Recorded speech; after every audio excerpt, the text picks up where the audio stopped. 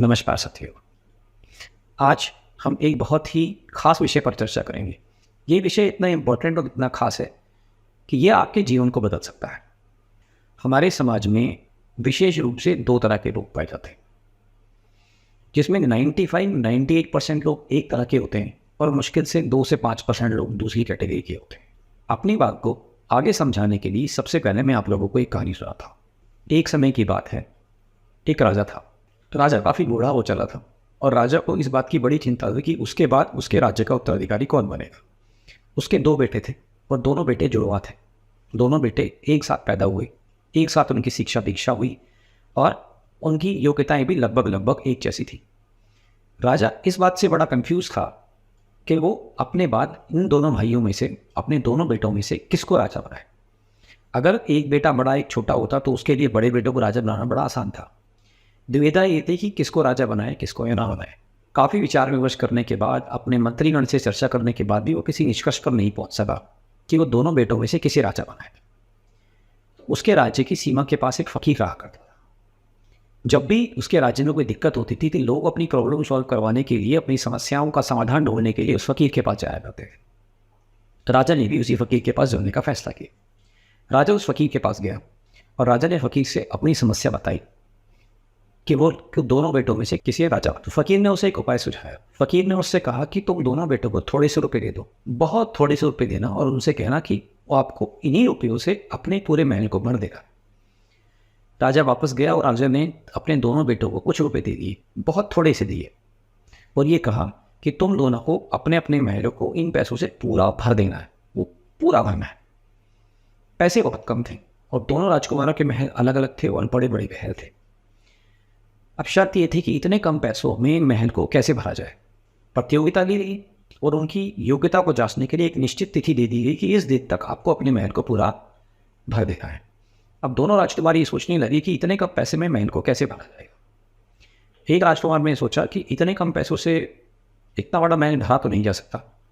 ऐसी क्या चीज़ है जो मुफ्त में मिल जाए जिससे मैं महल को भर दूँ।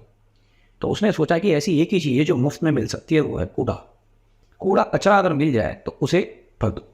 तो लोगों ने, उसके राज्य के लोगों ने जितना अपने घरों का गंदगी, कूड़ा घर के बाहर फेंका था, उसने उस सारे कूड़े को उठवा दिया। उस पैसे को, क्योंकि पैसे तो देने नहीं थे, सिर्फ उठवाने की कीमत दे दी। उसने पूरे शहर का कूड़ा इकट्ठा किया और पूरा महल में भरवा दिया। चारों तरफ गंदगी बदबू बच गई, लेकिन उसने उन पैसों से पूरा महल भर दिया। परेशान तो वो भी हो गया, लेकिन शर्त ऐसी थी कि महल पूरा भरना है, तो उसको प्रतियोगिता की तिथि तक रुकना था। लेकिन जो दूसरा राजकुमार था वो सोचने लगा कि मैं क्या हुआ। एक बार उसके मन में भी ऐसा आया कि मैं भी क्यों ना अपने भाई की तरह महल को पूरी तरह कूड़े से भर दूं। लेकिन फिर उसने सोचा अगर कूड़े से भरना ही है तो क्या भरना है, इससे तो अच्छा कि मैं हार जाऊं, मैं इस प्रतियोगिता में हिस्सा ही ना लूँ, ऐसा राजा बनने की क्या फायदा। फिर वो उसी फकीर के पास गया और उसने उस फकीर से ये पूछा कि वो इस प्रतियोगिता में कैसे जीत सकता है, वो अपने महल को इतने कम पैसों में कैसे भर सकता है। तो फकीर ने कहा इस बात को तो मुझसे क्यों पूछते, बाहर जाके ध्यान से देख, गौर कर, तो भी समझ आ जाएगा कि महल को कैसे। वो फकीर की कुटिया से बाहर निकला और उसने गौर करना शुरू किया। उसने चारों तरफ देखना शुरू किया। अगले दिन प्रतियोगिता का दिन आ गया। शाम के समय राजा अपने पूरे मंत्रीगण के साथ पहले बेटे के महल में गया और उसने देखा कि पूरा महल कूड़े से भरा पड़ा है, बनपुई। कोई भी महल के अंदर नहीं घुस रहा, किसी की हिम्मत नहीं हुई, और उन्होंने एज्यूम कर लिया और ये मान लिया कि ठीक है महल पूरा भर गया है, लेकिन अंदर जाने की हिम्मत किसी की नहीं हुई। सभी लोग जानते थे कि दूसरे राजकुमार का जो महल है वो पूरा खाली पड़ा है। फिर भी सभी लोग वहाँ पर गए। वहाँ तो कुछ था ही नहीं, ना कोई आया, ना कोई सामान लाया गया, ना कुछ। जब वो महल में गए तो उन्होंने कहा राजकुमार तुम्हारा महल तो बिल्कुल खाली है, इस महल में तो कुछ भी नहीं है। तो राजकुमार ने कहा आप ध्यान से देखिए, महल पूरा भरा हुआ है। लोगों ने ध्यान से देखा, चारों तरफ कुछ नहीं है, महल बिल्कुल खाली था। राजकुमार ने फिर कहा बहुत गौर से देखी। अमावस की रात थी, बिल्कुल अंधेरी रात। राजकुमार ने अपने पूरे महल में दिए जलाए थे। उसने पूरे महल में दिए इस तरीके से जलाए थे कि पूरा महल रोशन हो जाए। उसने समझाया और सभी ने माना कि उसने अपने महल को प्रकाश से भर दिया था। बाहर बिल्कुल अंधेरा था, महल इस कदर प्रकाश से भरा हुआ था कि उसके दरवाजे से, खिड़कियों से, झरोकों से प्रकाश बाहर निकल रहा था। पैसे भी बच गए थे, महल में दिया फ्री के थे, तेल भी था, बातें भी थी, सिर्फ उन तीनों को मिलाना था। उसने उन तीनों को मिलाया और पूरे महल को प्रकाश से भर दिया। अब हम लोगों की ज़िंदगी की बात, हम लोगों की ज़िंदगी भी बिल्कुल ऐसी। हम लोग अपनी ज़िंदगी को कचरे से भरे जा रहे हैं, कूड़े करकट से भरे जा रहे हैं। अब आपको 2 मिनट के लिए रुकना है और विचार करना है, सोचना है बैठकर, आप लोग क्या कर रहे हैं? क्या आप अपनी ज़िंदगी को प्रकाश से भर रहे हो, आलोक से भर रहे हो, या आप भी अपने जीवन को कूड़े और कचरे से भर रहे हो? वीडियो को यहीं छोड़ दीजिए, आगे देखने की ज़रूरत नहीं है। बैठकर आत्ममंथन करने की ज़रूरत है, सेल्फ इंट्रोस्पेक्शन की ज़रूरत है। 2 मिनट रुकिए, समय दीजिए और अपने अंदर झांक कर देखिए, आप क्या कर रहे हैं? क्या आपने अपने जीवन को कूड़े करकट से भर लिया है, या आपका जीवन प्रकाश से भरा हुआ है?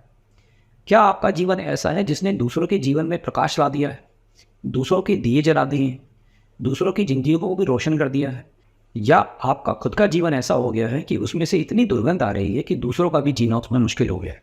हकीकत यही है, हम सभी ने अपने जीवन को इस कदर कूड़े करकट से भर लिया है और हमारे जीवन में इतनी दुर्गंध है कि दूसरों का भी हमारे साथ रहना मुश्किल हो गया है। लोगों का तब वक्त गया। थोड़ा विचार कीजिए, ज़िंदगी बहुत छोटी है, बहुत थोड़े से दिन आपको मिले हैं, बहुत थोड़ा सा समय आपको मिला है, आपके पास जो संसाधन है वो बहुत लिमिटेड, बहुत ही अल्प है। इसी में हमें अपने पूरी जीवन को भरना है। अब ये डिसीजन आपका है, ये फैसला आपका है कि आपको अपनी ज़िंदगी को कूड़े करकट से भरना है या प्रकाश से भरना है। अब सवाल ये होता है कि अगर प्रकाश से भरना है तो कैसे भरना है?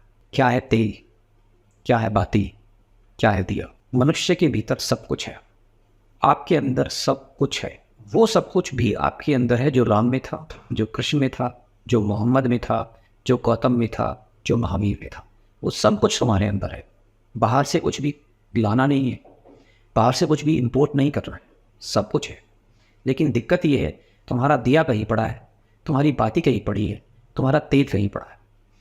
एक संयोग करना पड़े, इन तीनों चीज़ों को लाकर एक साथ जलाना पड़ेगा, तभी प्रकाश होगा। इन तीनों को एक साथ लाने का जो सूत्र है, उसके 3 सूत्र हैं।